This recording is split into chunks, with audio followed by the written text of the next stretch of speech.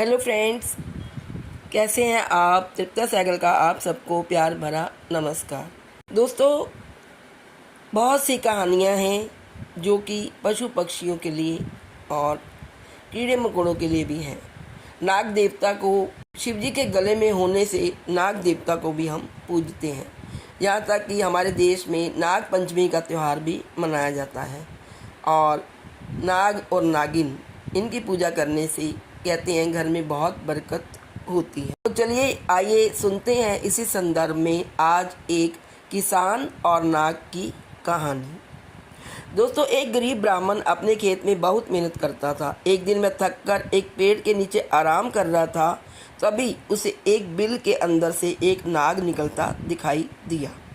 ब्राह्मण ने सोचा, मुझे इस नाग की रोज पूजा करनी चाहिए।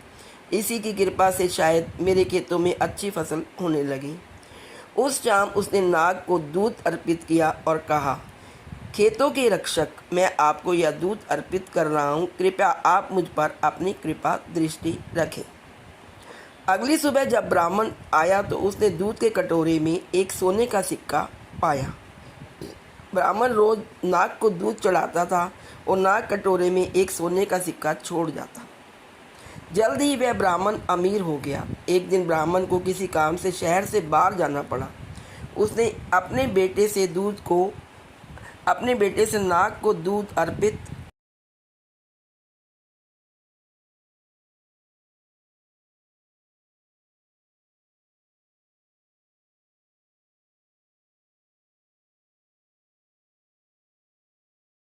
करने के लिए कहा।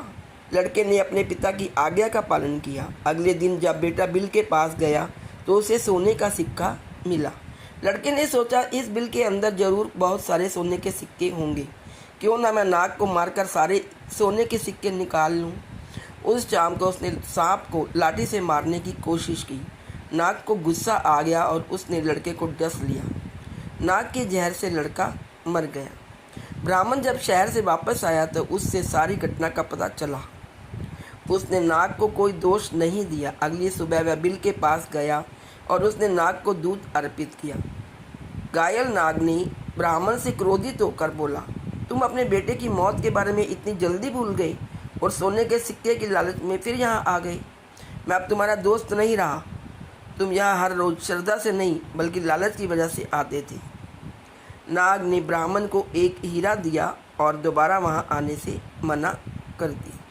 दोस्तों, इस कहानी से क्या शिक्षा मिलती है? मन के गहरे भाव कभी नहीं भरते। वो नाग ब्राह्मण से बहुत प्रेम करता था, लेकिन जब उसके लड़के ने उसको मारना चाहा तो उसको बहुत चोट पहुंची और उसके मन में ये गहरा घाव हो गया और उसने ये समझा कि लालच के चक्कर में ये किसान रोज मेरे पास आता है, इसलिए उसने उसे आने से मना कर दिया। तो दोस्तों, कहते हैं ना, जो प्राप्त है वही पर्याप्त है। जिसका मन मस्त है उसके पास समस्त है। सदैव प्रसन्न रहिए, हंसते रहिए, खेलते रहिए और दूसरों को भी हंसाते रहिए।